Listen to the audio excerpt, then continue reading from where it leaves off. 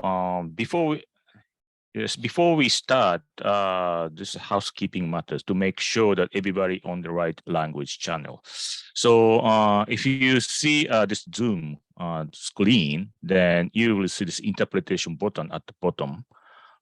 Then you can choose your languages. So make sure you are right on your channel. Today we have English, Spanish, French, Passive Portuguese, and Japanese and Korean. So I think everybody get used to this online Zoom meeting. So I guess everybody know how to choose your language. And if you have any question, please use this reaction button next to the language channel button. Then you will find the raise hand button, or you can send a message to the chat box so that our secretariat will respond to you. So good morning, good afternoon, good evening, everybody, sisters and brothers, all over the place from the ITF affiliate and also industrial affiliate. My name is Kamatsu Zaki. I am Assistant General Secretary from Industrial Global Union, and I am responsible for mainly the cross-sector issues such as climate change, Industrial 4.0, sustainable industrial policy, and this just transition. I would like to also thank you to ITF colleagues, Dave, Jeremy, Michael, to work with us together to make this webinar happen. So Industrial Global Union is running a campaign called United for Just Future, Time to Pay Up. As you see my the background, the effect, then you see our campaign logo on the back of my screen.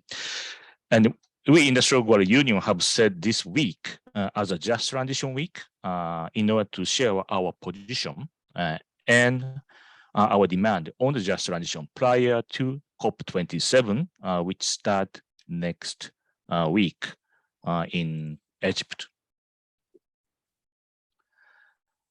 Then we have organized 3 sets of series of webinars. So the day before yesterday, we had the webinar session number 1, which focusing on the union demand and finance of the just transition, and special focus on the COP27 and our union demand. And yesterday, we had the webinar session number 2, which is focusing on the just transition throughout the region and supply chain. And the specific focus was oil gas mining sectors and MENA, Sub-Saharan Africa region. And today, we have this joint webinar with International Transport Workers Federation, ITF, on just transition in the mobility sector. And we will focus on this maritime sector. In the mobility sector, as you know, in the urban area, the future environmental mobility will be different from what we know today. There will be more shared services, less individual mobility, digital connectivity between people, vehicle, and infrastructure, as well as driverless, what we call autonomous vehicles. And in this urban mobility area, ITF, Uniglobal Union, and us, Industrial Global Union, have been developing cross-sector cooperation to conduct joint research and to be prepared for joint action and campaign to demand decent jobs with proper reskilling and upskilling training for newly created jobs. And in aviation sector, there was a new global agreement made last month. 184 countries agreed to a net zero goal by 2050 for the aviation industry. ITF, Industrial Global Union, together with European Transport Workers Federation and Industrial European Trade Union, we work together jointly called for a just transition for a zero carbon future, which emphasized the need for the decarbonization of the aviation industry to be managed in a socially responsible way. It called for quality social dialogue, investment into training, and creation of sectoral action plans by social partners with relevant authorities. And today, we focus on maritime sector. because this sector is also facing dramatic changes. New technology, digitalization, robotics, regulation on CO2 emission, autonomous shipping, green recycling of ships. Whether you like it or not, those changes and transformation are happening, and this is unavoidable. So we need to develop workers' solidarity in this maritime sector. Shipbuilding workers, ship maintenance workers, shipping seafarers, port and dock workers, and ship breaking workers. We all need to start think a just transition strategy together and make a just transition plan through the social dialogue with the government, companies, stakeholders to manage the just transition and to net zero emission and replace carbon intensive work with quality, green, and unionized job. So this is why we organized this webinar to exchange information between ITF and Industrial Global Union in this maritime sector. So that after this webinar, we will start cooperate and collaborate to develop our joint activities to catch up the speed of the changes and to accelerate just transition processes in this maritime sector.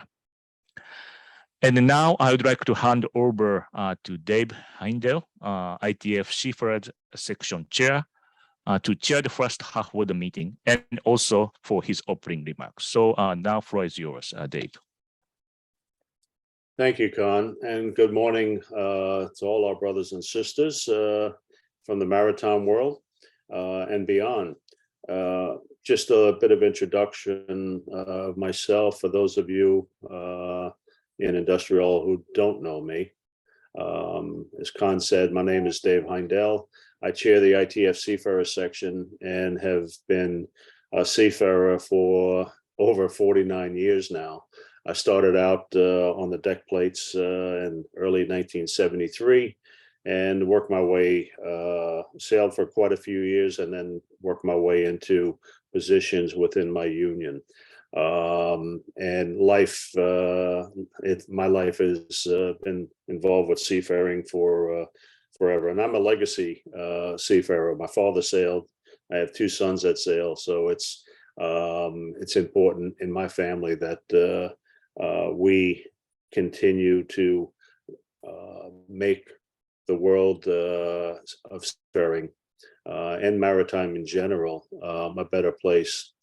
So with that, a bit of a small introduction of myself, I'm pleased that we're starting this conversation. I think Con has put it on the table that it's important that we cooperate together to make the world, whether you're in maritime shipping, whether you're in shipbuilding or shipbreaking, that we have a plan to move forward. It's vital that we activate our members and educate them to what the world is, the changes that the world is undertaking. The maritime supply chain that we're all involved in, we hope that building solidarity for our future and the needs of the transformations that will take place and the fights ahead. When we started thinking about what a just transition for the world's nearly 2 million seafarers would look like, immediately it became clear that we need to look beyond the shipping industry up and down the supply chain. This means going from seafaring to shipbuilding to ports to alternative fuel production and even renewable energies. So on behalf of the ITF, I'd like to thank Industrial for organizing this event with us. I hope this will be the first step in a long-term partnership going forward. It is clear that this climate crisis is not going to go away. So let's not pass up the opportunity to leave our children and future workers a better world as we move forward.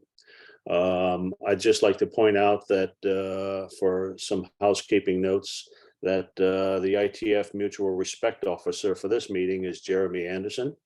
Jeremy will post his email address in the chat window. So if you need to contact him for any reason, you'll be able to do so with his email. I'd now like to move on to the part of the agenda, just to explain how this meeting will work. And we should have 5 speakers in total on different aspects of the supply chain. Each speaker will talk for about 8 to 10 minutes, and we will take questions after each speaker. We have built in plenty of time for discussion, so if you have any comments, questions, please post them, ask the questions, and we will do everything we can to get you the answers or take notes for perhaps future discussions on your concerns. At the end of the meeting, Con and I will summarize the discussions that have taken place and identify provisional conclusions. So with that, that's my opening.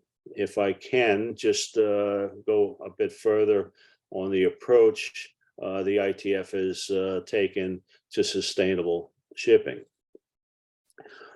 For our first section, I'd like to provide an introduction to the work the ITF has been doing on sustainable shipping, including the Maritime Just Transition Task Force. Seafarers, as you may know, move nearly 90% of the world's cargo. During the pandemic, we delivered crucial medical supplies and all of the goods that allowed so many workers to stay at home and protect public health. But our industry is also responsible for approximately 3% of global carbon emissions, the same amount as a large country like Germany, for instance. That's the bad news. The good news is that our sector can decarbonize quickly because we know very well what alternative fossil fuel, what the alternatives are to fossil fuels, and we will have to what we have to do to put them in place. Most of the technology needed to decarbonize shipping is available today and will be available soon. Unfortunately, the progress so far has been slow because there has been too little regulatory action and pressure on the industry. It has been effectively allowed to set its own rules at its own pace. This means that most ship owners are waiting for the others to see what they're going to do. It's the proverbial chicken and the egg problem we have here. For example, ship owners are waiting to invest in alternative fuel ships and engines because there is no clarity what the main future fuels will be. And fuel producers and ports are not investing in fuel infrastructures because ship owners have not ordered ships that run on a particular fuel. Who's going to go first? And that's part of the problem that we're dealing with. It is clear we need structural solutions to the problems of decarbonizing shipping in line with a just transition. We know we can't wait for individual ship owners to do the right thing. The entire industry needs to be regulated into action, and seafarers need to be protected throughout the transition. But it is not just about protecting ourselves. We have the ideas for a future of the industry that we power. Seafarers need to be active participants in shipping's transition. We know this. So what does structural change mean in practice? It means a health and safety first approach, strict rules about handling dangerous fuels like ammonia, and human-centered design for new vessels and new technologies on board. It also means standardizing training, employer-provided for existing seafarers, and provided on a not-for-profit basis for new seafarers coming into the industry, giving all seafarers the skills for the green jobs of the future on board and maximizing transferable skills once they come ashore. It also means safe crewing, maintaining enough seafarers on board to prevent overwork and allow safe operations. For the industry, structural change means a regulated and planned transition that enforces a decarbonized trajectory in line with the Paris Agreement goal of limiting temperature increases to 1.5 degrees Celsius. It means thinking about the entire shipping supply chain as a whole. Everything from what bunkering infrastructure must be in place for alternative fuels to renewable energy needs of the industry, putting these into context of energy systems. It means equality on all levels, actively expanding the number of women in seafaring and ensuring that the transition benefits and does not come at the cost of countries in the global south. The transition to a zero carbon shipping industry will be just if it's based on structural change and if seafarers are at the heart of it. That's why at COP26 in Glasgow last year, we launched the Maritime Just Transition Task Force, together with the International Chamber of Shipping, our global employer counterpart, the UN Global Compact, the International Maritime Organization, and the International Labor Organization. Through the task force, we will find the common points of agreement amongst us in the transition and ensure that a seafarer's voice is present at the highest levels of this dialogue around the future of the industry. We agreed that ensuring good training for the green jobs of the future is an issue that both industry and seafarers unions can agree on. To that end, we have done two things to get the task force started. Number one, we commissioned an external study from what skills seafarers will need as the industry introduces low emission vessels. Number two, on the back of this study, we agreed to a joint task force position paper, including a 10-point action plan. Both skills and study on the 10-point action plan will be launched at COP27 in a week.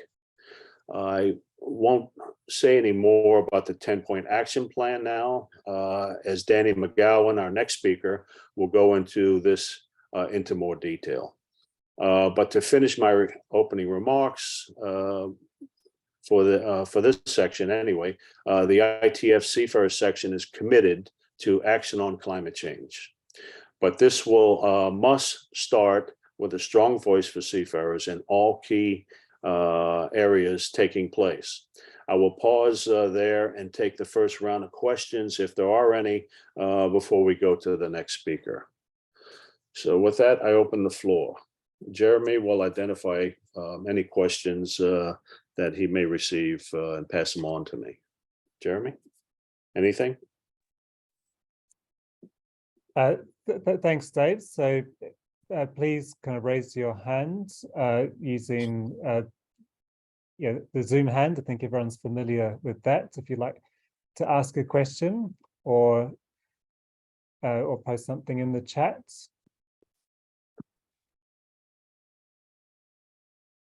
I think it's there's no questions coming in. So if it is okay with everybody, we could jump to the next speaker. And now I'd like to move on to Danny McGowan. Danny is the international organizer at Nautilus International, who represent officers in the UK, the Netherlands, and Switzerland. Danny has been active in the task force, and we'll go into more detail about the position paper I mentioned a moment ago. Danny, you have the floor. Thanks, Dave, and hello, everyone. I'm joining you from the Nautilus office in ITF House in London. I want to highlight a phrase with you. If you are not part of the solution, you're part of the problem. As Dave said, my name is Danny McGowan, and I'm the international organizer at Nautilus International, which is the trade union for maritime professionals in the British, Dutch, and Swiss shipping industries. You can find me on LinkedIn using my name or via my Twitter handle, which is @Danny_union. And I encourage you to follow me or add me on both networks. Now, I'd like to start by expressing my thanks to ITF for asking me to speak at this webinar, to Industrial for organizing the webinar, and it's a pleasure to be joined by industrial colleagues wherever you are in the world. Now, you heard from Dave about the Maritime Just Transition Task Force, and as part of that, we have also been participating in a global industry peer learning group, made up of all of those in the task force, plus representatives from trade unions, shipping companies, training institutions, and others. And the group was set up to move our industry forward together for the benefit of all of us working in the industry. Now, later on, as David said, in this part of today's webinar, I'll be pleased to share some snippets of information with you from this group in advance of the COP meeting taking place next week, where it will be released formally. But before I go into those sneak peeks, and you're going to have to promise to keep them a bit of a secret, at least until COP starts next week, I want to address a concept with you that is well known to us representing the world seafarers, but little known to many others. And that's the concept of sea blindness. Sea blindness. Now, I think that sea blindness can be attributed as a cause of many of the issues we face in our world today. In the global north, at least, we could be said to be coming out of a global health pandemic, a pandemic that came close to shutting down global supply chains. But in other parts of the world, there are countries which are still seeing the effects of the pandemic and the effects of strict government responses to the virus. The fact that the pandemic did not shut down the supply chains was thanks to the shipping industry and the world's 1.8 million seafarers who carried on working, alongside the other key workers who kept serving the public, many of whom were members of unions affiliated to Industrial Law 2. Governments chose to lock down in the interests of public health without any foresight as to the consequences for global supply chains. Their sea blindness, even in countries that can be described as maritime nations, caused 1 million seafarers to be prevented from getting to or from their ships to earn a living. Some seafarers served over 17 months on board those ships. Some were locked out of their countries by their own governments for over 2 years. Some were denied medical and dental care ashore, despite having life-threatening conditions. And apologies for for how graphic this is, dead bodies were stored in food freezers and were denied repatriation to their next of kin. Now, I believe we're witnessing the direct results of that short-sightedness, as resource shortages and supply chain dislocation have created an inflationary spiral. We also face a labour shortage. Who can really blame people for leaving industries where they were treated in such ways over the last 3 years? Of course, now we face a global recession that's looming large on the horizon, a situation that's being exacerbated by the Russian invasion of Ukraine, which also appears to have destabilized international relations in other parts of the world too.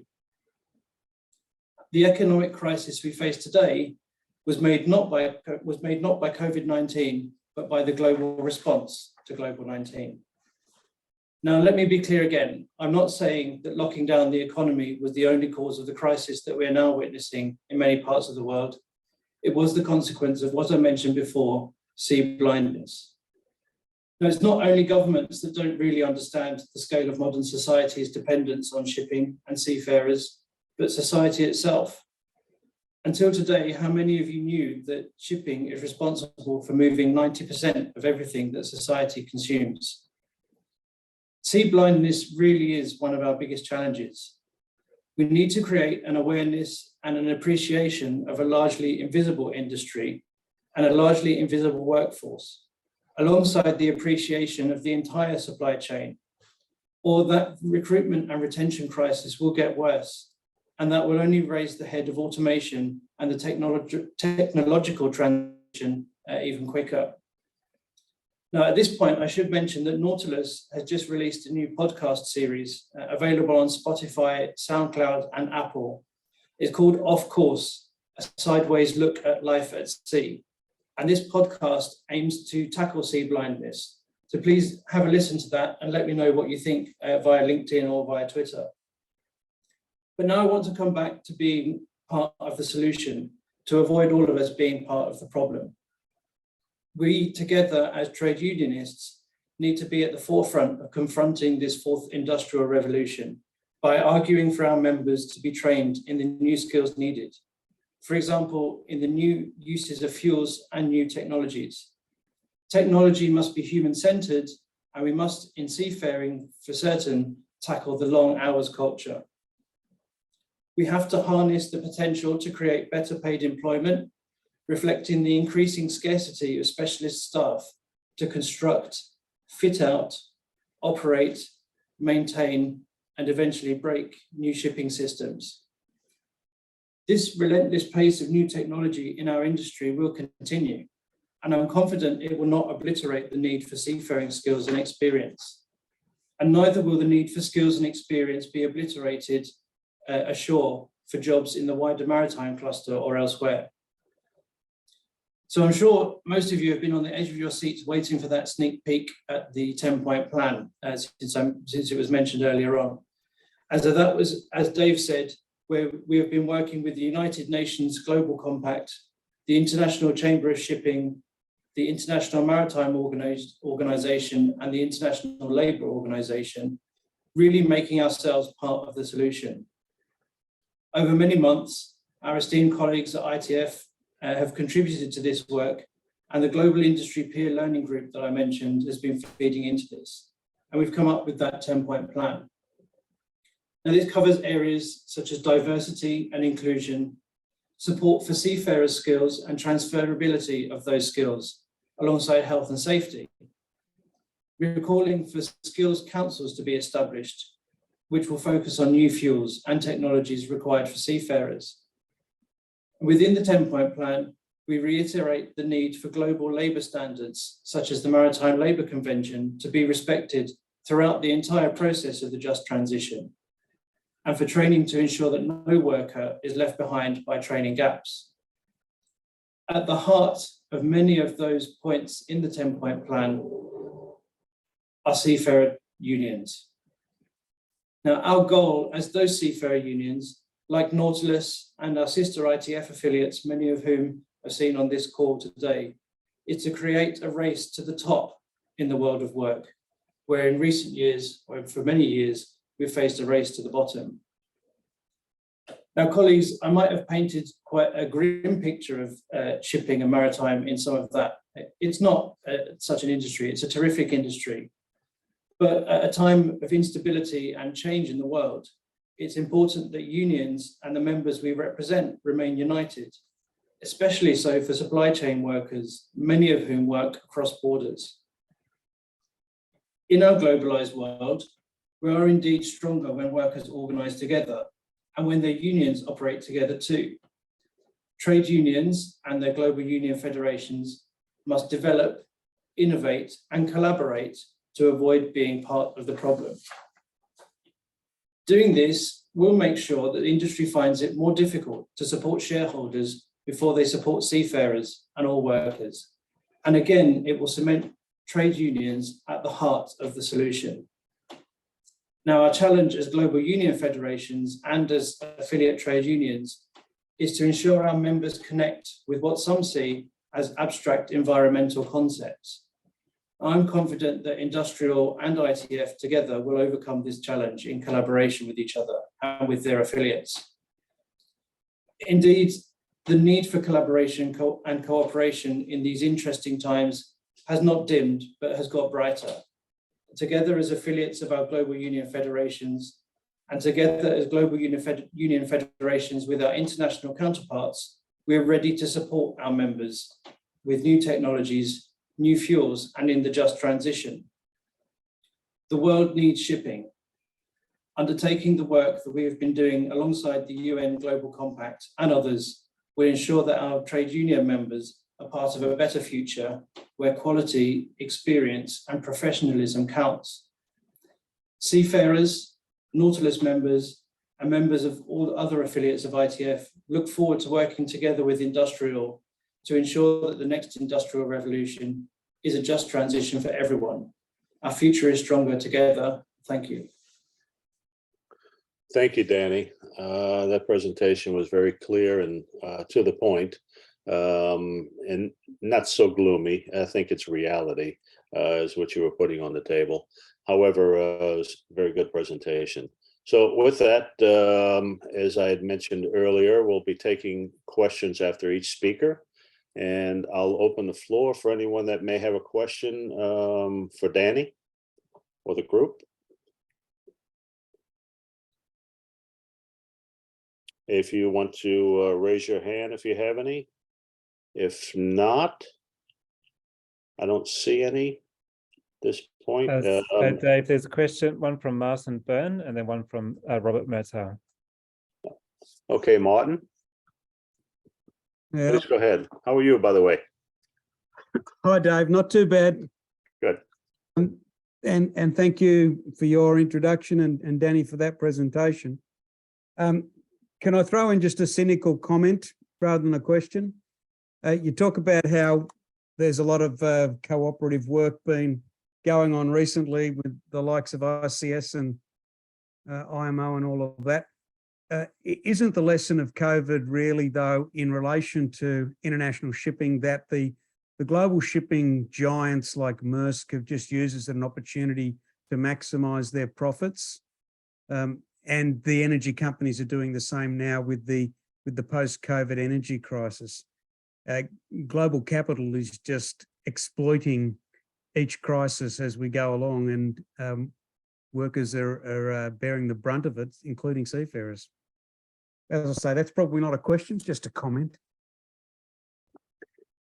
You're correct. That was provocative. Nonetheless, it's the reality, Martin.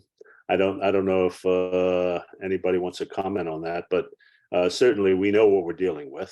And to a degree, I would agree that corporations obviously are taking advantage of the situation, which we know the oil companies are certainly going to do that, as well as our friends at some of the shipping lines. However, for us at this juncture of our world, we know that climate change is a huge problem that we all must deal with. Maritime is no exception. So we have the opportunity to work with our counterparts, as well as the UN bodies that have agreed to step forward with us to give the seafarers and, of course, workers in general a voice here. And there's an opportunity for us. They need us. They know that they need us. So the opportunity is there for us to put on the table our concerns and deal with them accordingly. Will we get everything we want? No, it's like negotiations, right? You take what you're strong enough to take, and you come back again at another day. That's my view of it. Of course, there may be others, but as far as being a cynical comment, hey, we all have them. I mean, if you stay in this business long enough, you become a bit cynical. So I don't see that as a problem. Danny, you got any thoughts, comments? Thanks, Dave. I think Martin is absolutely right.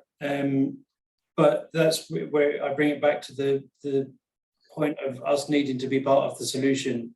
Otherwise, we just maintain the problems in the shipping industry that we face. There's a whole area of shipping that needs to be tackled, needs to be improved. Many of that relating to flags of convenience, relating to the structure of the shipping industry. Yes, the companies are using that to their advantage, but by putting ourselves at the heart of this kind of work, they will have to listen to us. They will have to realize that we're part of the solution, and they will have to realize that they need our members. So Martin is absolutely right in everything that he says. I hope I share a lot of his cynicism, but I hope that doing this work on a global scale and releasing things like the 10-point plan at COP27 will show the industry that we're serious about what we're talking about, and show the industry that they need our expertise, they need our assistance to green the industry, to remove that 3% of global emissions, the same size as some countries, from shipping, and make sure that the seafarers and those working in the industries related to shipping and maritime we'll be able to continue to work in the new world. Thank you. Thanks, Danny. We do have a few more questions. I'm looking for the second person, Jeremy, that you had mentioned. So the order I had was Robert Mirza, and then Abdul Ghani has posted a question in the chat, and then we have Mama Yasina Diagne. Apologies if I'm mispronouncing your name. Okay, Robert, I don't see his question, but Robert, do you have a question or comment? Yeah, sorry, it was just a quick question. Also, there's a great question in the comment section, so I'll not take too long. But it was just to ask Danny if there was any, if you could at this stage, give any more detail around that idea of the skills councils, because I think that's a really, well, you know, and where those will sit. Will they sit sort of domestically? You know, just a bit more detail about those skills councils, if you can, at this stage. Thanks, Danny.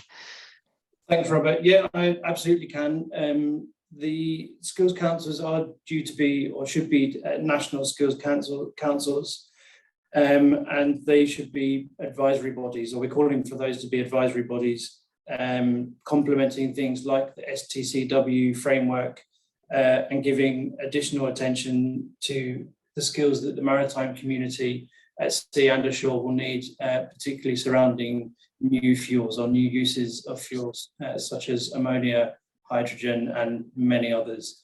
And I know the ITF Maritime Safety Committee is doing a lot of work on the transition to different types of fuels as well. Thanks. Thanks, Danny. And Robert, Abdul Ghani has posted a question which I think is very relevant and should be concerning to all of us. And that is the level of awareness of a just transition, and whether it's filtering down amongst the workers. He feels that many are not aware of the high profile agenda. Should not the awareness amongst the workers be on high on their agenda as well, for all of us, both industrial as well as the ITF. So, Danny, you want to make first comment? Yeah, absolutely. And I referenced that in the speech. I think it's very easy for us sitting on these types of calls to talk about just transition. But in reality, what would that mean if we went and spoke to somebody on the street corner, in the market, in the supermarket? What do they mean by, what do they think a just transition means? And I don't think many people would be able to answer that.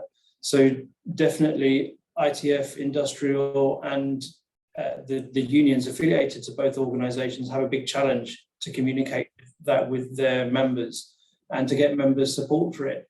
In the world, we know there are climate deniers, sadly, but I think those ones we can probably forget about from the world of work perspective. But the real challenge is linking it to what it means to somebody's job today and what it means to their job in the next 3, 10, and 15 years. And I think those changes will come quickly in our industry, and we've done a lot of work in our time already. The work is quite heavily progressed, and I think when we start to see changes, they will come very quickly.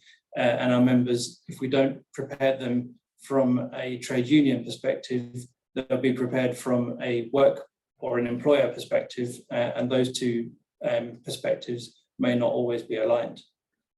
Yeah, I agree, Danny. Thank you. Don't know if you have anything further, Jeremy. I see a couple of comments, but no further questions. So there's 2 further questions. So one from Mam Yasina Diagne and another from Sherwood Clark, who'd also made some comments in the chat as well. Oui, bonjour à tout le monde. Bonjour à All Industriel et bonjour à l'ITF. Donc, c'est Mam Yasine Diagne de la marine marchande du Sénégal. Donc, j'aimerais poser une question. Je voudrais savoir comment nous, en tant que syndicalistes du domaine maritime, comment nous pouvons contribuer à la décarbonisation du milieu maritime.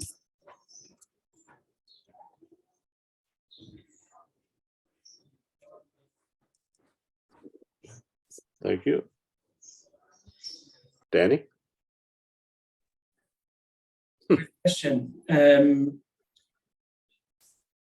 I think that there are lots of things to do. We can contribute at this high level and contribute the theory and the practical support together.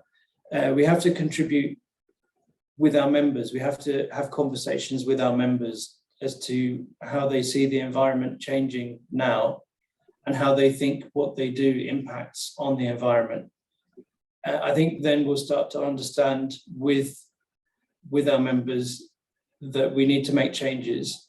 I imagine most trade unions operating in the maritime sector are probably fairly carbon low, if certainly not carbon neutral. There are things we can do the same as any other employers, any other industries in the world in reducing our carbon output. But certainly the conversations with our members and then supporting this kind of activity with UN Global Compact, ILO, IMO and others, we'll see big changes in our industry, and we'll see our industry future-proofing it for the benefit of seafarers working around the world. Thank you, Danny. You okay, man? Sherwood has posted a number of what appears to be more comments than really questions, but I'll give him the floor if he has a particular question that he would like to make. I think your first comment that you made earlier was the destruction of the fossil fuel jobs that currently exist and the precarious conditions of workers.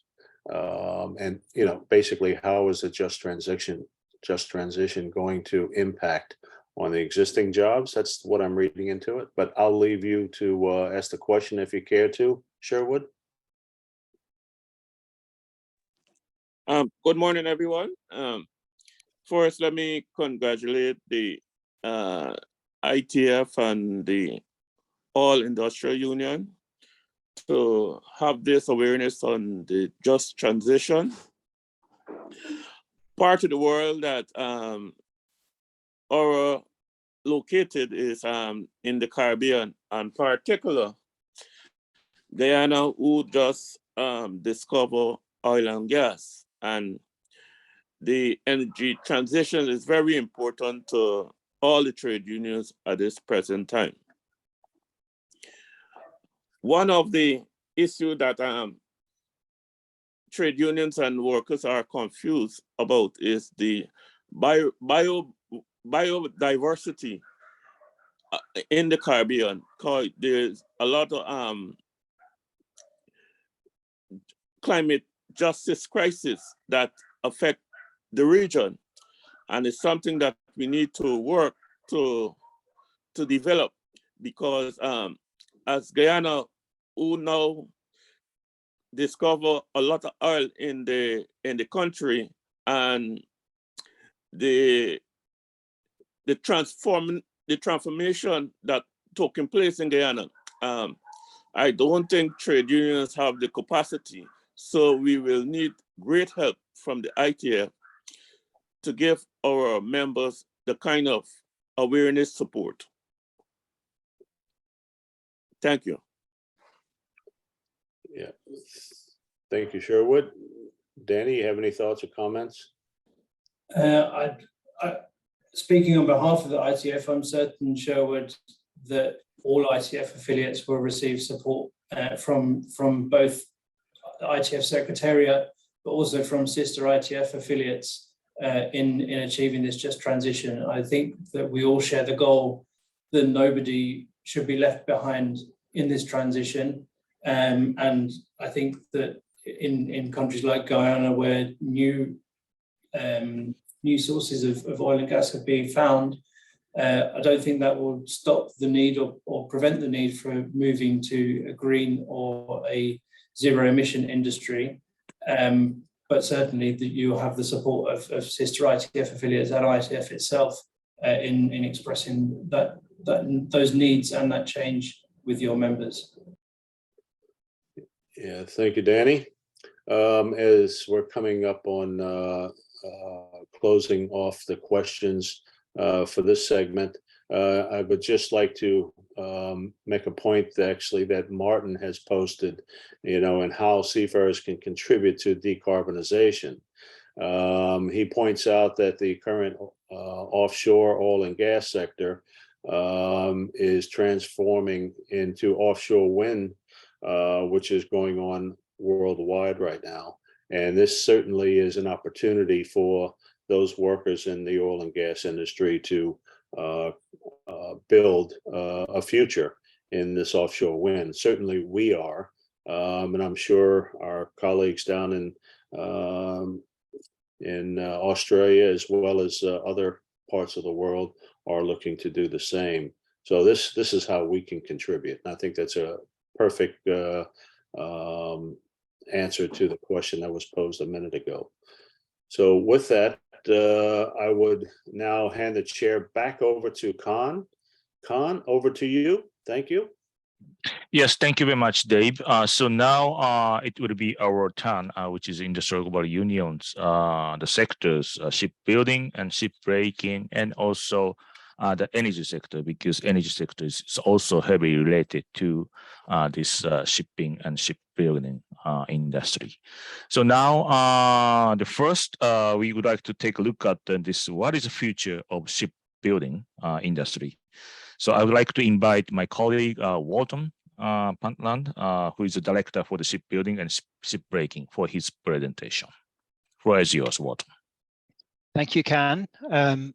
Good morning, good afternoon, good evening to everyone. So I'm going to talk, give a quick overview of what's happening in the shipbuilding sector, and I'm going to look at the general trends in the sector, also where ships are being made, and some of the new technologies which are being introduced to ships, and then use that as a way to try to figure out what it means for workers and what it means for a just transition.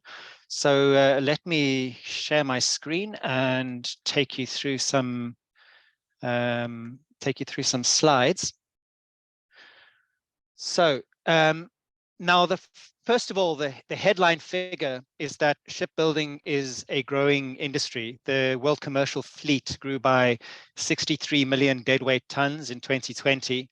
And that means that there is a sustained demand for new ships. So currently, the industry is growing at a rate of about 8% per year. And this growth rate this trend is expected to continue at least for the foreseeable future, for about the next 10 years. And we'll look in a bit more detail at that in just a minute. Perhaps the most striking fact about shipbuilding is that 94% of it happens in China, Korea, and Japan. So almost all the shipbuilding in the world is happening in one region, and 40% of that happens in China. So this has implications for how workers are able to shape the future of the industry. Our workers' organizations have almost no influence in China. And in Korea, industrial relations are often quite tense. So the sector in Korea is well organized. There's a really powerful union there, affiliated to Industrial. But the two biggest companies, Hyundai and Daewoo, have a track record of sometimes quite harsh industrial relations and of excluding unions from important negotiations.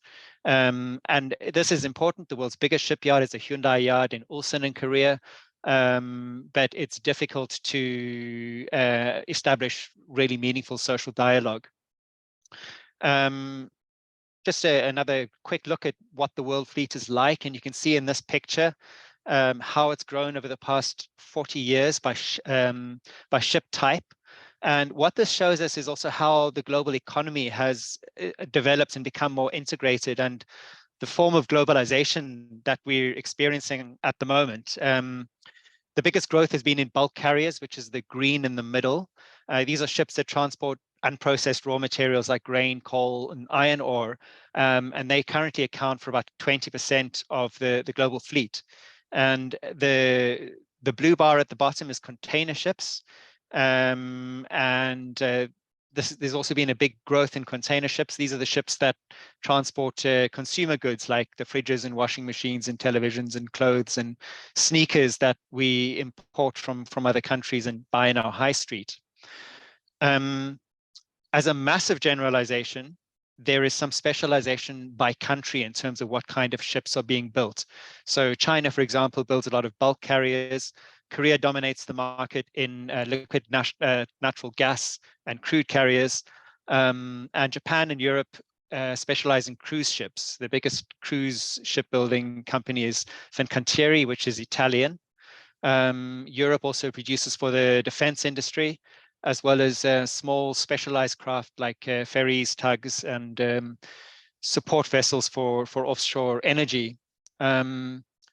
In the US, all sorts of ships are made because of some legislation called the Jones Act, which means that all ships operating within the US have to be built there and owned and operated by Americans. So for example, if you have a container ship which is traveling between San Francisco and Hawaii, it needs to be built in the US. So let's look at some shipbuilding scenarios over the next 3 decades. There are some different scenarios, but they all point to a general upward trend in shipbuilding, particularly in the short term. So of those 3 trends, the blue one is the most optimistic trend, and that assumes that global trade will continue at more or less the current rates. But the supply chain crisis caused by COVID and the geopolitical tensions caused by the war in Ukraine, as well as the growing tension between the US and China, mean that many policymakers are questioning this model of globalization, and there is a trend towards decoupling some of the global economic links to make countries less reliant on global supply chains. So we don't yet know how this will play out, but this accounts for the difference in the projections here. All the scenarios show a large growth in demand over the next 10 years with a spike in around 2035. And this is because there was a previous spike in around 2010. And because the average lifespan of a ship is about 25 years, all the ships that were built in around 2010 are going to need to be scrapped and replaced in about 2035. So we're anticipating a big boost in shipbuilding demand up to that point. Also, it's worth mentioning at this stage that ship lifespans are starting to get a bit shorter. That's a trend that we're seeing. This is both because the market changes and the demand and need for ships changes, but also new technologies and new environmental requirements mean that ships are more likely to go out of date quickly. So the ability to refurbish existing ships to keep them up to date and compliant is increasingly important. And we'll talk a little bit more about that in future. So how does this all relate to our discussion about climate change? As Dave said earlier, ships contribute to about 3% of global greenhouse gas emissions. Obviously, shipping is a lot more environmentally friendly than flying things around the world in airplanes, but it still makes a big contribution. And so the International Maritime Organization, which is the UN organization for the maritime sector, has a target to reduce shipping emissions by at least 50% by 2050. I know that this slide is not particularly clear. You don't have to be able to see what every step of that target is, but the takeaway is that the marine emissions need to come down by 50% by 2050. Most people think this is entirely doable, and the most obvious way to do it is to reduce the amount of fossil fuel, diesel in particular, that ships consume. And it's this imperative which is affecting the way ships are designed and other aspects of the way the shipbuilding industry is developing. So the simplest way to reduce fuel consumption is simply to travel more slowly. The past period of globalization that we spoke to was characterized by just-in-time production. Speed was very important. Some people are questioning this model, and so there is some people within the maritime industry think that the future of shipping relies a little bit more in a bit of a slowdown in the rate shipping. Literally ships just traveling slower will save a bit of the fuel and help towards that emissions target. And then, of course, other ways to reduce fuel are design related, for instance, by making ships lighter or by using alternative fuels and propulsion methods. So here are some of the design trends and some of the things which shipbuilders are looking at to address some of those concerns. Modular design innovation, zero emissions and alternative fuels, autonomous ships and shipbuilding robots. And I'm going to go through each of these in a little bit more detail. Modular design is not new, but it's becoming increasingly important, and it's an increasingly established part of ship design. Shipbuilders are increasingly thinking about the whole life cycle of a ship and moving towards a cradle to cradle model that makes it easier to recycle and reuse components. Also because it's becoming more important to update ships as market requirements change or new technologies are introduced, or because of environmental compliance. So many shipbuilders are offering modular design as a service, where an older ship can be modified into a new ship by literally taking apart components and putting them together in a different way. And this goes as far as modular cabins, whether for cruise ships or seafarer accommodation. So instead of building cabins into the structure of the ship, which then have to be dismantled when the ship is broken, increasingly modular cabins can be slotted into a framework and quickly connected to the plumbing system and the electrical system of the ship. And that means that these cabins can be reused as a temporary accommodation for, I don't know, refugees or in crisis, or workers' accommodation at a construction site or something like that. Some of the design ideas are on the horizon. One is to replace onboard cabling with control area networks. So this is basically like a local area computer network that will connect all the ship's systems wirelessly instead of using cabling. There is also a lot of exploration of lighter materials for building ships. There's something called Bucky paper, which people are very excited about because it's super light and stronger than steel. Also, weight-saving design, using less steel by just constructing the ship differently.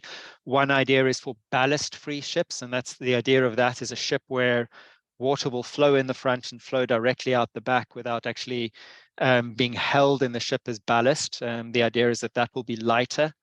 And then we're also seeing 3D printing of modules and components and shipbuilding robotics, which I'll come to again in a bit more a little bit later in the presentation. And then looking at zero emissions technologies, alternative fuels, and propulsion systems. I think as we know, we need to cut the emissions of fossil fuels coming out of the shipping industry. And what we expect to happen is that most of the future of shipping is likely to be hybrid propulsion methods. So they're probably going to use one or more of these alternative systems to supplement and cut fuel use rather than relying solely on one alternative. However, for most of these fuel types and propulsion systems, ships have already been built as a proof of concept to show that it can be done. And I'll quickly take you through some examples just to show you what some of the experimentation in shipbuilding is producing. So firstly, we have solar-powered ships which are now completing journeys. This is the MS Purina. It's entirely solar-powered. It also has batteries. It uses wind. It has a sail at the back, as you can see, and it uses hydrogen as a backup, but that hydrogen is produced by the solar panels. So the idea is that when the ship is in port and it's not using energy, it can actually generate its own hydrogen. And this ship is currently on a journey around the world to prove that you can sail a ship entirely with renewable energy. It's not the only ship doing this. There are various other models that use different combinations of renewable energy, but that are sailing around the world as a proof of concept. As you can see, that's not a bulk carrier or a container ship. doesn't carry that much weight, but it is demonstrating that it is possible. Then hydrogen. Hydrogen has been spoken about in many sectors as a potential green fuel of the future. So the Hydrotug is operating out of the port of Ostend. So again, proof of concept, hydrogen ships work. It is a possible fuel model. Wind power, obviously not new. Wind is something that we've been using to power or to transport, to move ships for many hundreds of years. But what is new is integrating wind power into not sailboats, but to big container boats. And here is an example of a ship called the Shofu Maru, which has a conventional engine, but it also has this sail, which is a telescopic fiberglass sail. It uses both of these technologies together, and what the sail does is it reduces the emissions from the conventional engines by providing just that little bit of extra propulsion. Then we have fully electric ships operating already. Mostly these are smaller ships like ferries and tugs and so on, but they are operating. They work like electric cars. You plug them in at night, and during the day it goes back and forward between two ports. Batteries obviously are going to be a really important part of the renewables mix of any ship. So, you know, even if you have a solar powered ship, batteries are going to be super important. But the technology does exist. You can do shipping with batteries. And then biofuels can already be used. They're already completely scalable. You can already use them on big container ships. The logistics multinational DB Schenker is offering its clients zero carbon ocean freight using biofuels. So that technology exists and it does work. So let's move away from the fuels for a bit. My colleague Diana will speak after me, and she's the energy director. She works a bit more in the production of these fuels, and so she'll speak a little bit more about what this means for workers.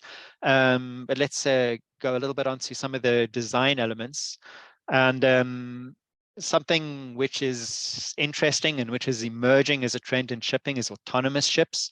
Fully autonomous ships have already completed ocean journeys. So you can see in the slide, I think the picture on the top is a control room in Tokyo.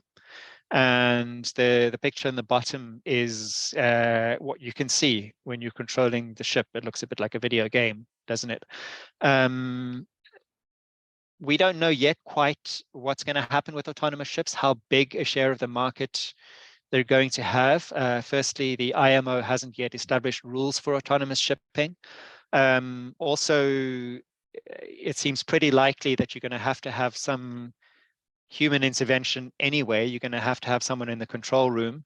So whether it's a big saving to have the control room remotely or just have the control room on the ship, we don't know yet. But we do know that the technology exists for autonomous shipping, and it's going to be an aspect of shipbuilding and seafaring of the future that we need to be aware of.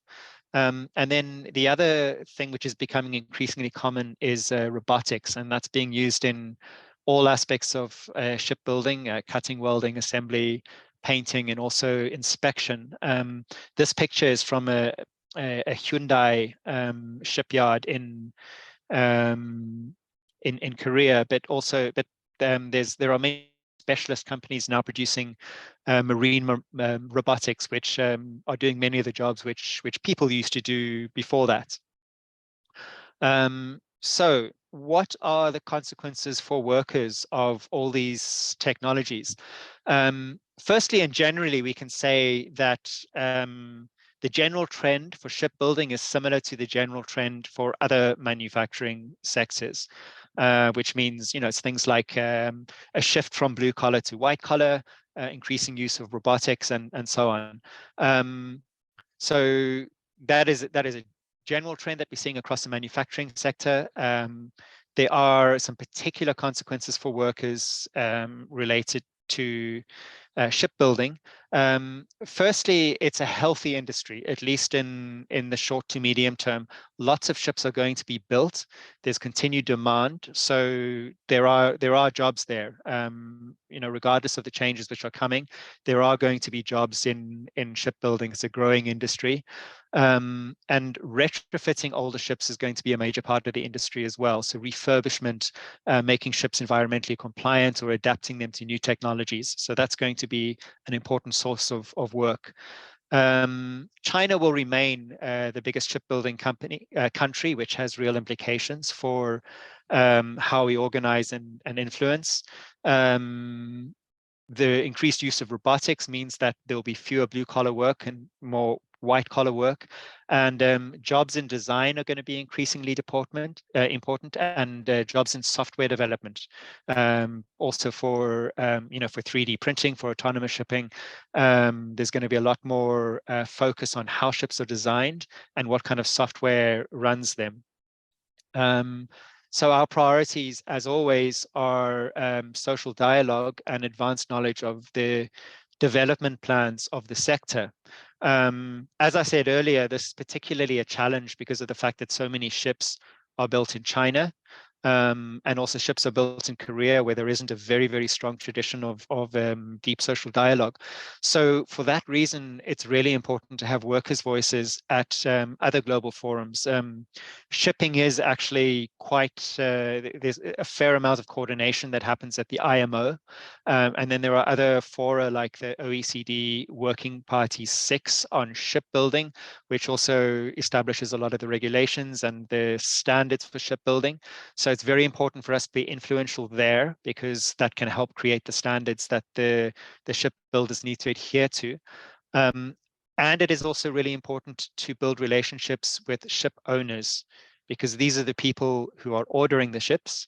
They can put a lot of specifications in the orders about process and standards, and these are powerful organizations, and we actually have quite good relationships with some of them already, and they've been quite helpful and progressive in helping us to make the industry more sustainable. So our relationship with ship owners is very important.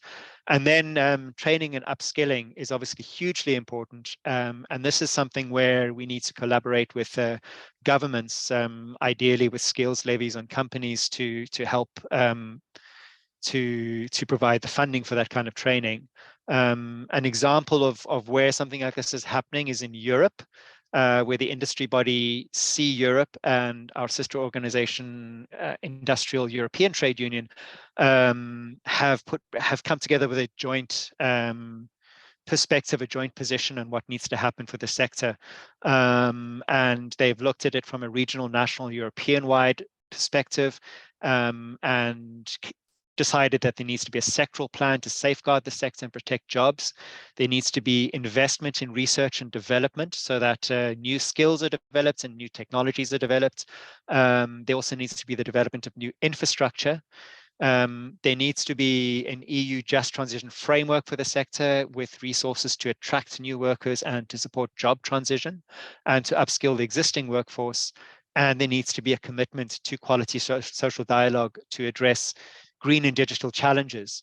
So this is the kind of model that we hope we can do in other countries as well, with other governments and employers associations.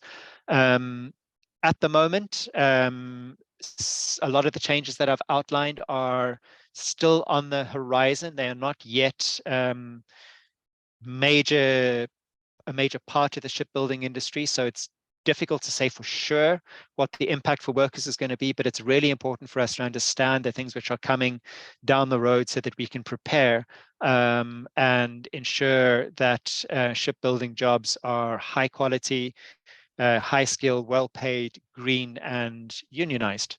That's all I have. So if anyone has any questions or comments, I'd be happy to take them. Yes, thank you very much, Walton, for this presentation. So I now open the floor for the question and comment.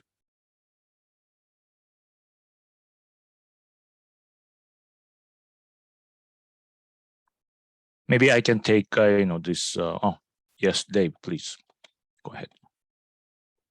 Yeah, it's not really a question. I find it fascinating and I appreciate Walton's contribution here. Certainly this is, the shipbuilding is something that we don't normally see. So this is kind of eye-opening and certainly will help us in our quest with the ship owners and the IMO in the future on how we can continue to advocate for a just transition for seafarers. So thanks, Walton, for your presentations. It's certainly interesting, and certainly would like to learn more about it as we move forward. And again, I encourage that we continue this dialogue between the sectors so we can become educated as we move forward. Thanks. Yes, thank you very much, Dave, for your comment. So we have, since we have a limited time, so I would like to move to a next speaker, which is our Industrial Director for Energy and Just Transition, Diana Junquera-Curiel. She will give us the energy perspective, especially for this the new fuel type and the proportion for the method. So the floor is yours, Diana. Thank you very much, Ken. Yeah, I would like to show also a few slides. I'm going to talk about the energy perspective and how this is impacting workers, but the new of these biofuels and the transformation of the energy sector. Let me share my screen. And sorry for not share this presentation earlier. Very last minute. Okay, I guess you can see it now. So I've realized that none of the previous speakers have spoken about the types of biofuels and where this is coming from. The thing is that the energy companies that used to be oil companies in the past, now they are called multi-energy companies because they are producing everything, all types of energy. And one of the things that they are producing now is also biofuels. They are transforming the different processes that they have, the industries, the refineries, in order to produce or to emit less and to produce different products or greener products. So the biofuels are obtained transforming the biomass, that is an organic material that comes from plants or animals, and they use it, they do it using mechanical, thermomechanical, or biomechanical processes, and depending on the origins of these raw materials, they make one type of biofuels or another's, depending on where this is coming from. And they are classified in four different types, depending on the generation and how old they are or how experienced they are with this. The first one could be the first generation, that are the classic ones that are coming from fuels that are obtained from the food crop, but also, for example, the vegetable oil or palm oil is the most typical one. The second generation, or what is called so far advanced biofuels, are the ones that are coming from the crop waste, but also from the agri-food, the industry, and the organic fraction of the waste that we have in our lives. But those are also considered to be obtained from agroforestry and are not intended to produce the food. The third and fourth generation of biofuels are not still produced commercially, but they are already working on it in order to make it feasible in the short future. The third generation is extracted from algae and aquatic plants that have their own natural oil, and that is at least 50%. And the fourth generation goes one step beyond and is seeking to modify genetically the microorganisms in order to improve the efficiency in the capture and storage of the CO2. So it's going a bit farther. This is not commercialized, as I mentioned, but there are already pilot plants that are, for example, in Brazil or in the United States. And I would like to show you this picture. This is something that happened a couple of weeks ago in the National Day of Spain, where the army forces demonstrate and they have a parade. So these are the special army forces that were using biojet, biofuel, made with biomass. The color is because it's the Spanish flag. It's not because of the color of the biofuel. It's because of the Spanish flag. But is the way that they demonstrate that the transition is possible and how they are making this in order to use it 100% for this specific occasion. And I took the example of Repsol, that is the Spanish energy company, that is the one who got the agreement with the Spanish Air Army in order to make all this together to operate the flights with these new biofuels. Now, what they are trying to do is to produce in a big scale, in a higher scale, in order to reach up 50% of the entire use of the biofuel for jets. And this product will be produced entirely in Spain and is going to start in 2023 in one of the refineries in Cartagena, in the south of Spain. They announced this project in 2020, and they announced the construction of this first advanced biofuel in Spain that, as I mentioned, will start up to 2023. It will have a capacity of 250,000 tons of biofuel per year, and it will be coming from waste, and it will be possible to use in all types of transport, of mobility, in cars, trucks, airplane, and airplanes as well. And the figures that we get is that only this plant in Cartagena will employ 1,000 workers. We will talk now about the employment. And there is another project that is in the port of Bilbao, that is in the north of Spain, close to one of Repsol refineries.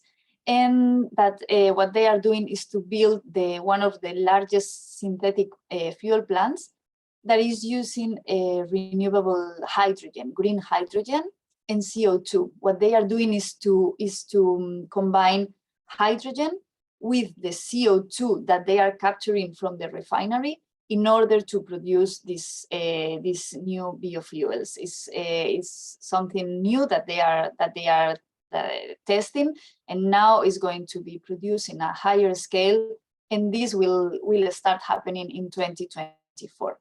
But as Walton was mentioning just before, the key here is what happened with the workers. Where are workers in all this picture? Because we understand that the innovation is really good, and we want to emit less and to have a clear environment, and all this is clear, but we are unionists. And where are we in all this picture? Where are the workers?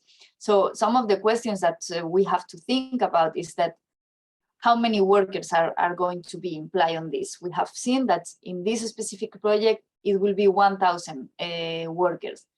But where are they going to be? Are going to be the same workers that are right now in that refinery, or are going to be new workers? And what are the skills that they are going to need?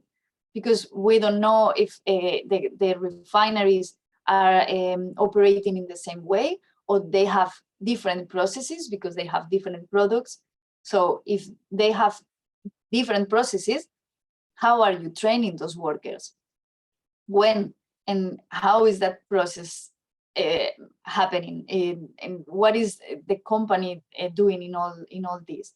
Because something that is really important for us and that we have to bear in mind is that green jobs doesn't mean directly that are decent jobs. And decent jobs for us are jobs that that we get with proper social protection, and with a process of just transition.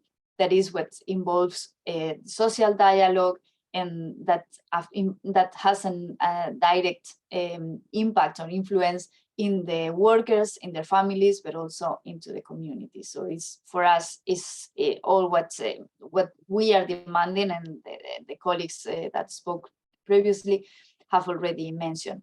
So this is what I wanted to say. That is, just to summarize, is that the companies are investing.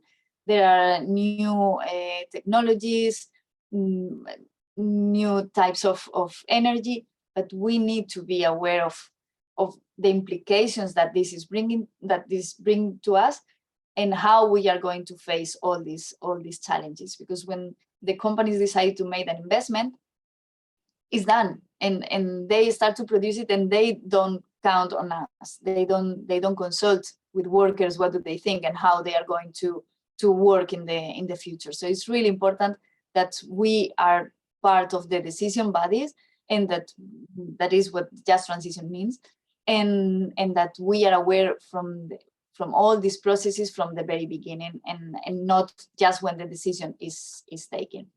So yeah, I will stop here, and if you have any question, I'm happy to respond. Thank you.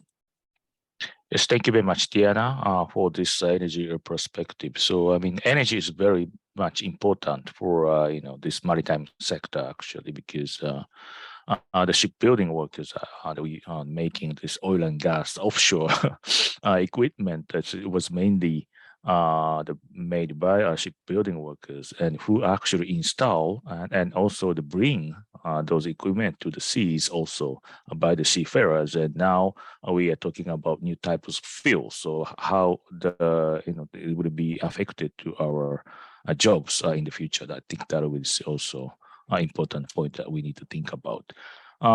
Before we go into the next speaker, I can take 1-2 questions or the comment, if we have any.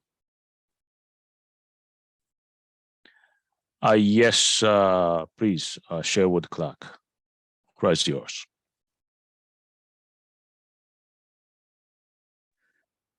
In the energy transition, one of the main effect by workers is occupation, health and safety, and the environment in drilling and production of oil. And I can use Guyana as an example. They have no proper system for the occupation and safety and environment in the energy sector. And that is one of the things that we need to work together to have a comprehensive strategy on the environment.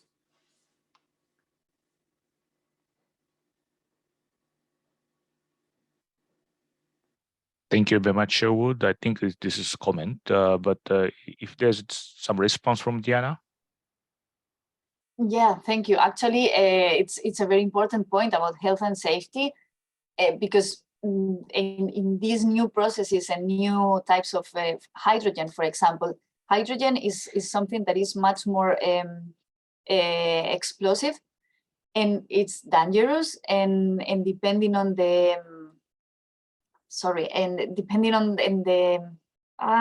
if it's gas or liquid or the different state where it is, it can be really dangerous to use or to transport.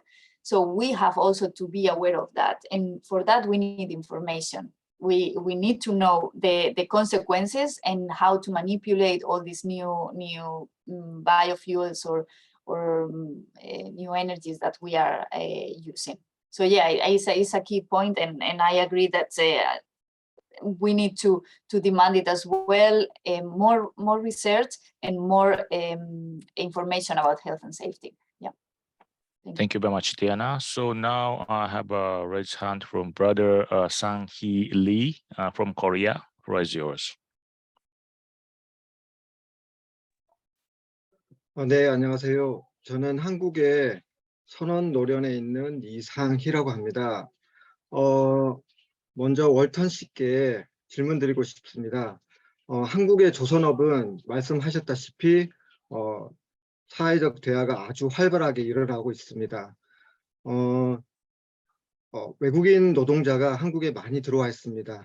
작년에 한 9만 명 되고 내년에 한 11만 명이 됩니다. 이는 코로나를 지나면서 조선업의 많은 숙련된 노동자들이 산업, 즉 조선업에서 떠났습니다. 그래서 많은 인력들이 필요한데 그래서 외국에서 이주 노동자들이 내년에 한 2만 명, 조선업뿐만 아니라 해상, 선원, 그리고 어선, 그리고 서비스 직종에 많은 분들이 들어옵니다.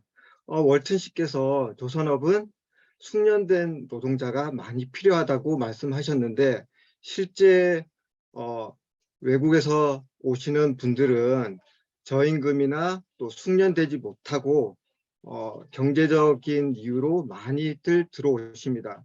그래서 제 생각에는 노조들 간 각기 경제적 사정이 다른 나라들에 있는 노동자들이 노조들이 어떻게 협력해서 이러한 경제적인 이유 내에 추구하는 노동 사용자나 그리고 정부의 어떤 정책들에 대해서 대응할 수 있을지에 대해서 여쭈고 싶습니다. 이상입니다.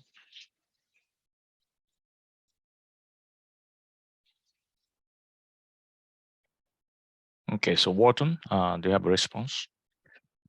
Thank you, Sangi. In fact, that's a fascinating comment. I'm really glad that you made it, and you've actually provided a lot of insight for all of us into what the situation is for shipyards in Korea. And yeah, you highlight a really important point, and that is the importance of coordinated work and making a joint approach, particularly to government and to industry about the future.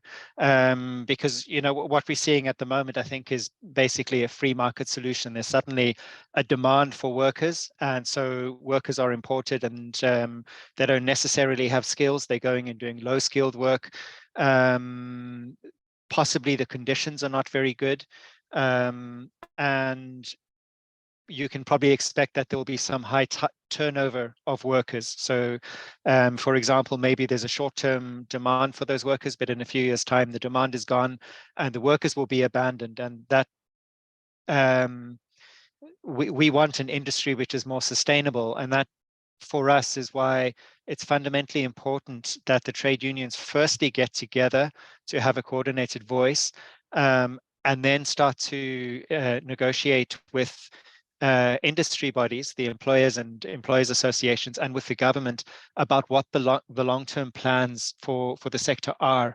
Now, I have to say that I don't know what the Korean government's plans for the shipbuilding sector are. I'm sorry about that, and perhaps you can inform us, but in other jurisdictions, there are quite well-developed plans, and it's really important for unions to know how that country thinks shipbuilding is going to unfold over the next few years so that they can start to organize accordingly. If you have insight into the Korean government's plans and also its relationship with those really important big employers like Hyundai and Daewoo and so on, it's really important to try to establish dialogue, because basically, if you can find out that that Korea is expecting to build so many ships over the next few years, this is the kind of ship, this is the technology that's going to be used, and this is what the skills gap will be, the unions can start to organize ways to close that skills gap. And a typical way of closing the skills gap is to encourage the government to impose a skills levy on the employers. The employers all pay into a pot, and that is used as a kind of collective training for the sector. So yeah, thank you again for that really important insight into what's happening in the industry in Korea. Yes, thank you very much, Walton, for the response. For your information, in Europe, there's also the same type of migrant workers issues, because many of the countries like Germany, Norway, Italy, they accept the migrant workers from Eastern European countries like Poland, Romania. So it's kind of the same situation as Korea. And this migrant workers issue will be discussed next week. We will have this shipbuilding and shipbreaking action group meeting next week. So I think we can come up with some kind of the activity around the migrant workers after the meeting. So thank you very much. So now I will move to next speaker, which is the safe and sustainable shipbreaking. I would like to give floor to my good friend, the Vijayada Basdeo Rane, who is from SMEFI, one of our affiliates, but at the same time, he's a vice chairperson of Industrial Global Union's shipbuilding and shipbreaking sector. So floor is yours, Brother Rane. Thank you, my friend and brother Kansan. Thank you very much for introducing me. I am Vidyadhar Rane, General Secretary of Alang Sosia Ship Recycling and General Workers Association, the world largest shipbreaking yard in the state of Gujarat. And right now I'm talking from Alang itself. I am also having some responsibilities of Port Union and Industrial Global Union, which Khan express. We talk about shipbuilding, we talk about ship owners, ports, seafarers, even marine energy. And now you could see that the last phase of the shipping, which is the ship breaking. Even this ship breaking, 3 international organizations, ILO, IMO, and Basel, all the 3 UN international organizations are involved in shipbreaking, and they have divided this word. ILO always use shipbreaking, the Basel always use dismantling, and IMO use the word ship recycling.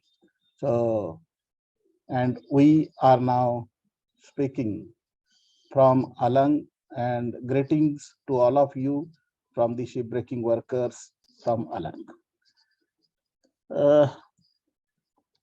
I can share you my working experience in shipbreaking, and that working experience is that it is a story of organizing, story of stronger helping the weaker, story of think globally, act locally. And if you ask the migrant workers who is in dire need of employment, and if you try to educate him that, hey, you don't join here, this is a dirty job, you will be exploited, the worker will reply that exploitation is better than starvation. In this situation, we will have work, and I'm happy to inform you that we are working very closely with Industrial Global Union, sometimes with ITF also since 2007, and Steel Metal Federation, Hind Mazdoor Sabha, and our local union, Asargua. This industry was known as a dangerous industry and dangerous jobs in the world. The precarious workers were working there, low wages, the condition of works were very poor housing, poor access to water, lack of Medicare facilities, and lack of education to the children also. Even lack of training when we started organizing shipbreaking workers, lack of safety measures, and lack of personal protective equipment. There was not a voice of workers at workplace. The workers, those who were working in the shipbreaking, even they could not raise their voice to their mukadams, their next level of the supervisors, masters. And fortunately, because we are working together globally, and the role of industrial is very much important there, now we have a great voice at workplace of all the shipbreaking. Almost 90% of ships are broken in South Asia. Recently, China also stopped breaking the ship, but the 5 countries, those who are breaking the ships are India, Bangladesh, Pakistan, China, and Turkey. Before 1980s, the ships were broken in Europe, but maybe because of the environmental issues and cost of labor, now whole this 90% business is shifted in South Asia. This is an accident-prone industry. We are sorry to inform you that in Bangladesh itself, last year, 30 accidents have been taken place, out of which 6 were fatal and 25 were minor accident, major and minor accident. In Pakistan, there was a big fire caught, and on 1st November 2016, some of you may be knowing that 29 workers were killed when the ship was caught in fire. Sometimes we are talking good about India. There is some progress. Definitely there is some progress. But even in India, after the 80% yards which have been converted into green yards, there are 7 fatalities in the year 2022. So this is industry where accidents are happening. What is the solution for it? The solution for this, we have discussed this in various forums. Khan is very closely associated to this industry. Brother Walton is also now associated with this industry. And we thought it proper that ratification of Hong Kong Convention is the first step if we would like a safe working condition in shipbreaking. This ratification of Hong Kong Convention, which is safe and environmentally sound recycling of ships, will help. It will be the minimum bare standards which we can think about. And not only ratification, there should be a strong union to defend the workers' right at the yard. So we believe these two type of strategies. Why HKC? HKC is an international convention. It is a realistic, it is a sustainable for all the parties, and effective implementation and monitoring. And it will be there will be a scope for social dialogue. And that's why, being the industrial global union and the unions working in the ship recycling countries in India, Bangladesh, Pakistan, we are now lobbying the ratify the Hong Kong Convention. The HKC, what are the conditions to ratify? There should be at least 15 countries to ratify. Till today, 17 countries had ratified it. But till it is not in force because there are some 2 other conditions. There's one other, our next condition is that 40% of GT of world merchant shipping should be completed. Till today, we have completed 29.77%. If Marshall Island, Liberia, Hong Kong, Singapore, and China ratify it, this condition will be completed. The other condition is not less than 3% of GT of the maximum annual ship recycling volume in recent 10 years, because this 3% of GT is to be completed. And 2 recycling countries, India and Turkey, has ratified it. But if these total these 2, it comes to about 2.6. So plus 0.4% is needed. Either Bangladesh or Pakistan, if they ratify, it will be immediately enforced. And as Khan mentioned while introducing, we are meeting after a couple of days in India, and we will be discussing this issue very seriously. We had a campaign in Bangladesh, we had a campaign in India. It is succeeded. And Bangladesh campaign also, we are hopeful that maybe next year, end of next year, they may ratify it and this convention will be in force. During this, India set a precedent. I can say India provides a good case study. The country ratified the Hong Kong Convention in 2019, rules for it in 2021, and brought its yard into compliance. This is the most important thing India did. More than 80% yard in India out of 122 are green yards. The government of India, before taking out ship recycling code and its rules, ascertain that the green yards and the yards in India have made a good progress. The journey is not complete.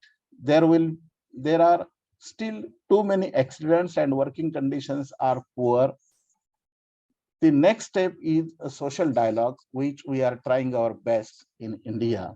On certain areas, definitely we are succeeded. Say, for example, wages, they are paid little more than minimum wages.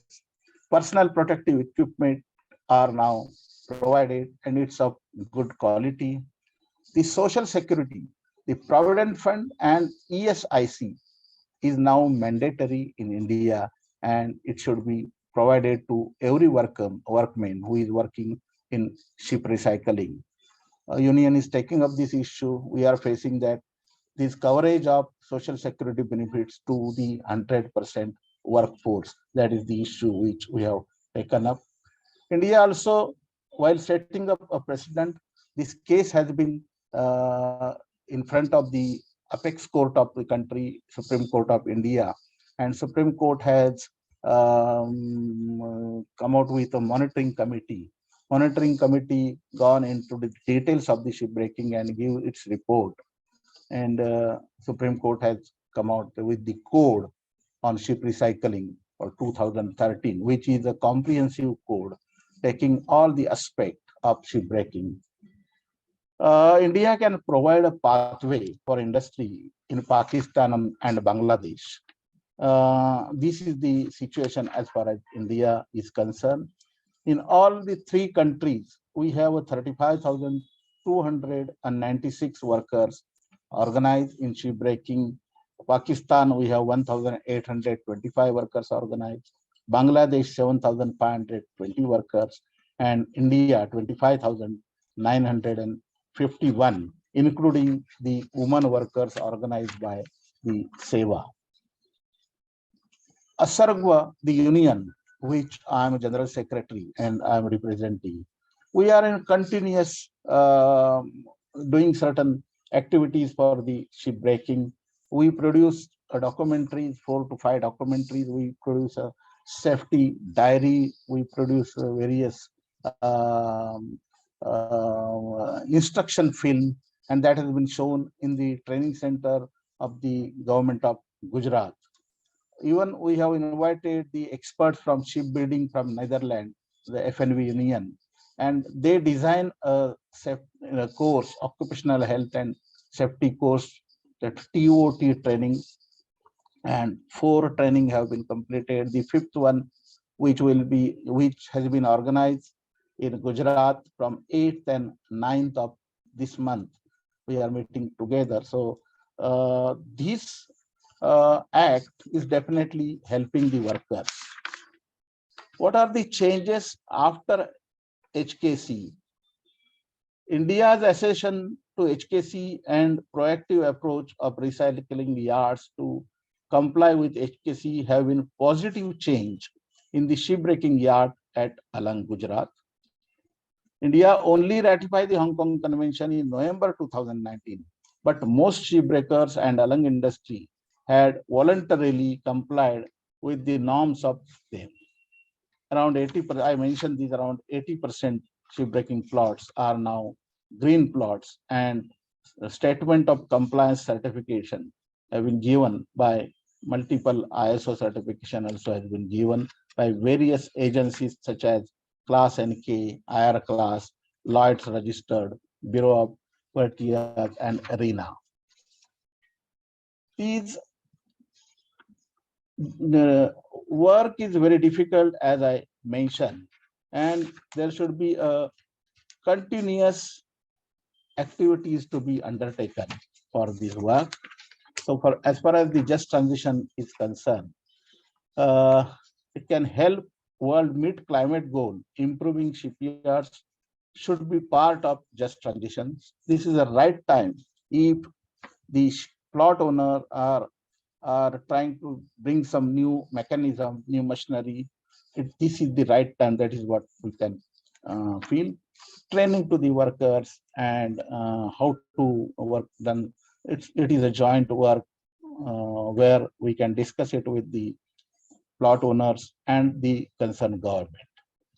The proportion of material recycled in South Asia is very high compared to other regions. Potential to develop the downstream industry, you will be surprised I mentioned. This is the end of the shipping movement. Ship is built somewhere. It's running by the shipping companies, and when it completes 30 to 35 years, it is going for the ship breaking. But when it is going for ship breaking, it's not an end. Again, there is a many part has been recycled. If you could visit the Alang, you could see more than 3,000 shops where you will find various part of the ships coming from ships. There are more than 300 re-rolling mills, furnishing mills, shops, and they are producing certain things from the ship. Opportunity to develop the ship recycling waste management industry in South Asia, and even the government of India is seriously thinking about that Alang should be a ship recycling hub. Not only the ship recycling hub, but it should be the recycling hub. Even the waste management, the vehicle recycling, government is planning for that. They have an ambitious project. We will be benefited by getting the huge employment to the workers. And if we all are together, industrial, ITF, other unions, it is very possible to organize these recycling hubs workers and give them a collective voice to create how to create a better industry in shipbreaking. We feel that green yards plus unions plus trade unions, definitely it will be a appropriate global standard like a Hong Kong Convention, and union can ensure compliance from the ground up, change working practices of their members. Even we will have a voice that if it is a dangerous work, we can refuse the work. So this is what we feel, and way forward, we can achieve the response and sustainable future. Cross-sector solidarity between shipbuilding, shipping, shipbreaking, circular economy, sustainable value chain, fair price, fair trade. Most importantly, social dialogue and collective bargaining. Step-by-step approach by educating and training. Convention-wise regulation, wise code, wise guidelines will be implemented. Securing workers' basic right. We have to make sure that Pakistan should not be left behind. Otherwise, there will be a problem of that what we can see, Pakistan is not ratifying. The business may go there, and those who have green yards ratified the Hong Kong Convention, they may face some problem. So organizing level playing field will be the problem. Organizing downstream workers is also very important. And this is what we just transition. We think this is just transition. And while closing, I can mention that on conclusion, HKC plus union is a key. There is need to supply chain integration between all the three sectors which I mentioned. And there will be a solidarity and joint work between all these shipbuilding, owning, shipping companies. It will definitely help the shipbreaking and downstream workers. We are very much thankful to the organizers, especially friend Khan, Walton, ITF. I have good memories about ITF. ITF has organized our program at various places in London.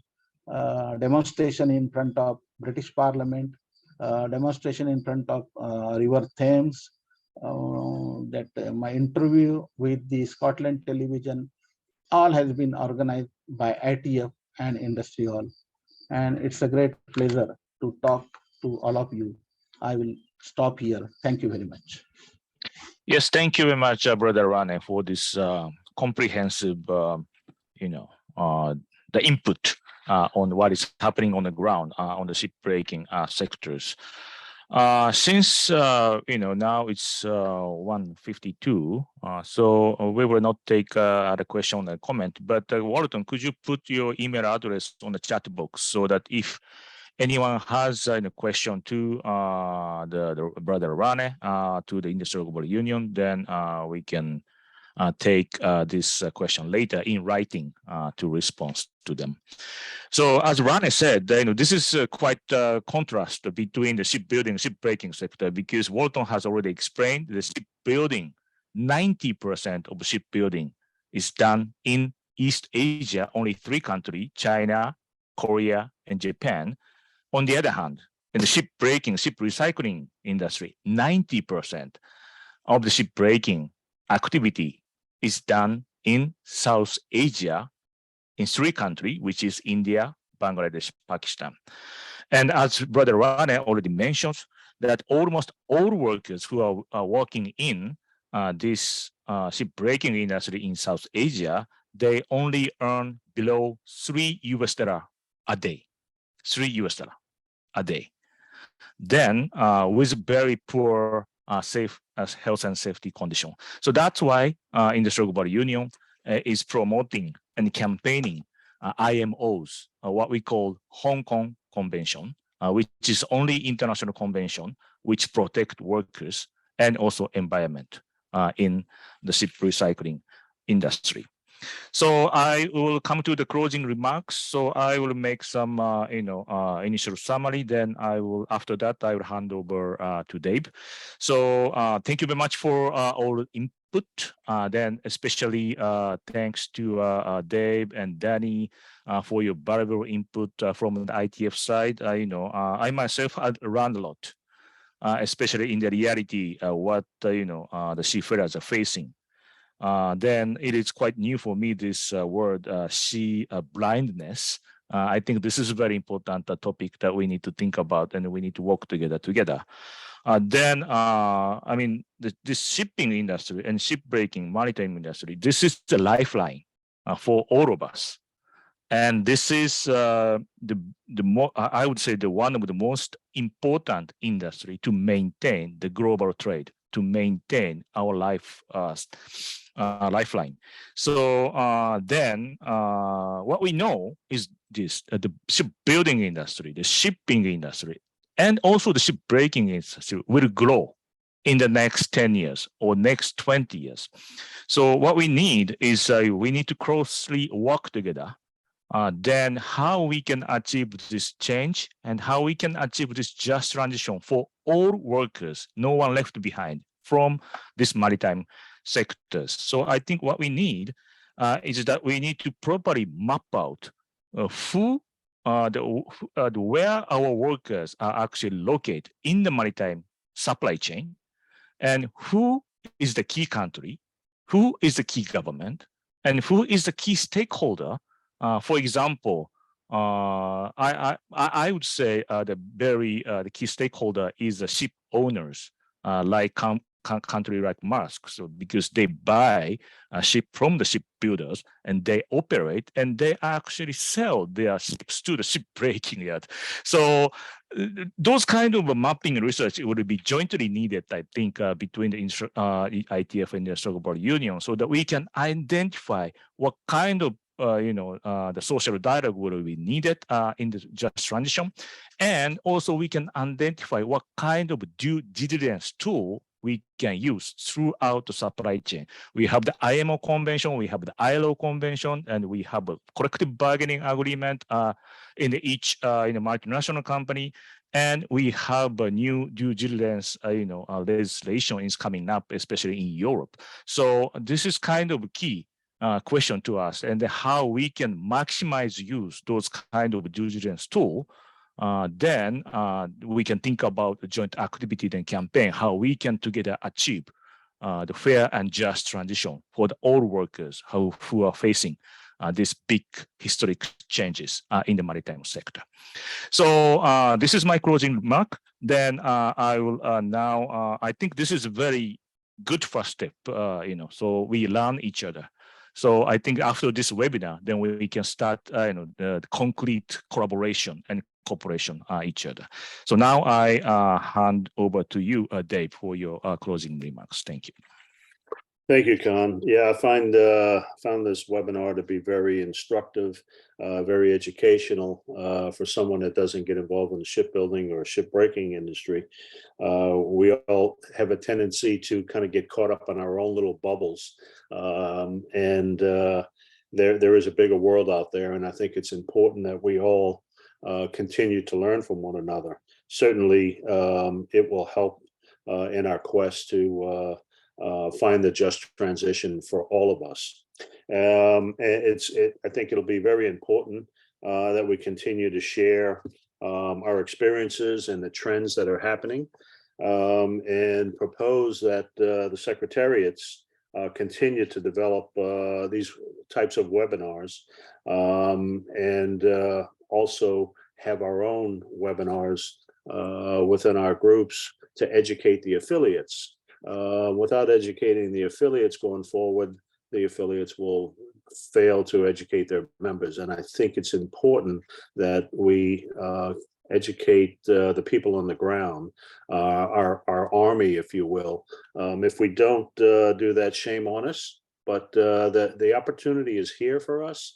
Certainly, the cooperation that has been shown thus far, I think, is important and will play a vital part in our ability to protect the future of the just transition.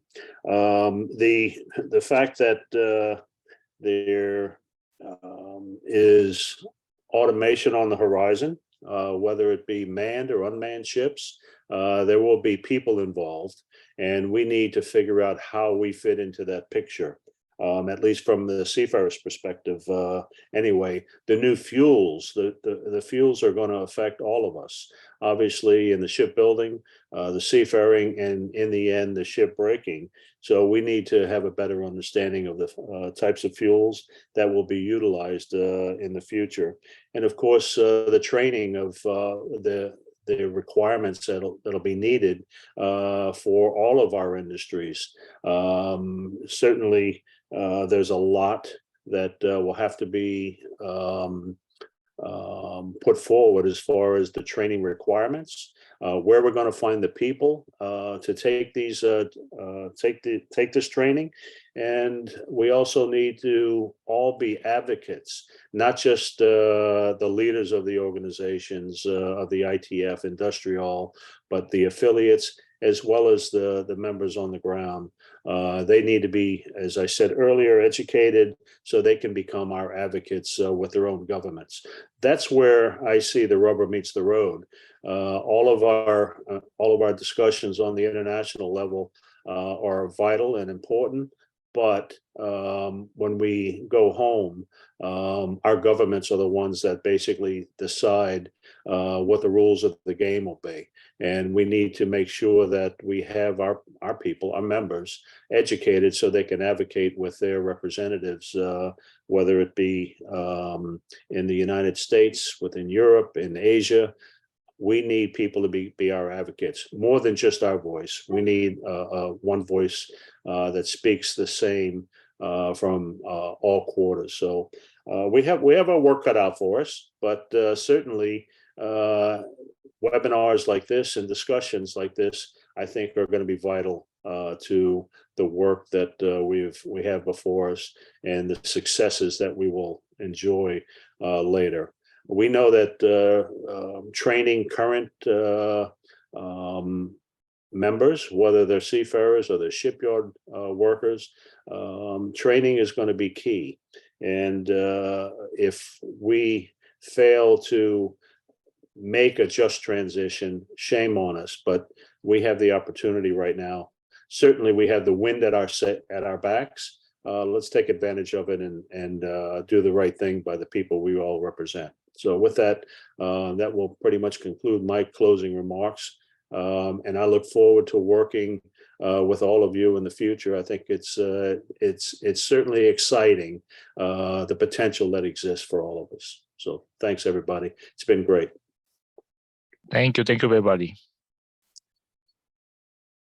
And also thank you for interpreters. Thank you. Thank you for the interpreters for sure.